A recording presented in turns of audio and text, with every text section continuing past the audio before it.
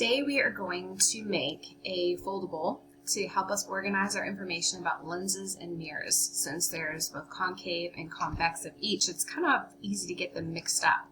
I know it's very hard to see what I'm drawing and what I'm doing on the webcam, so I have taken a picture of my foldable and put the picture up underneath this, but in order to start, I just wanted to kind of show you how to fold it and get it ready to go.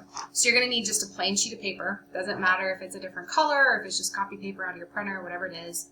Take it and we're going to fold the two sides towards the middle where they meet in the middle. It's called a shutter fold. You make little window shutters. So you're going to have it long ways, wide ways, landscape style.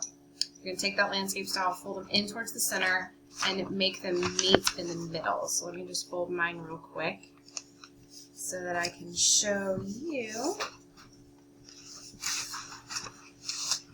Okay, so we've got two little windows that are going to open on either side.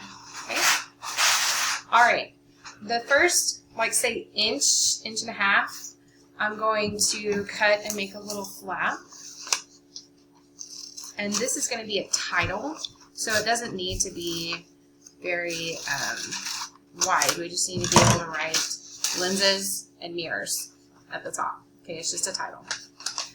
The rest of the space that you have left over here, the rest of the flap, we're going to cut in half because we're going to have convex and concave mirrors, convex and concave lenses. So whatever space you have left over, and again, don't worry about rulers, don't worry about being perfect, this is just for you. Caroline's showing you she can do it too. So there you go, there's Caroline's. Whatever space you have left over, just snip it in half, and that way you've got a total of 4 doors, 2 on either side. Okay, so yours will look kind of like this. So we'll have lenses, mirrors, convex lenses, whatever you're going to see in the picture.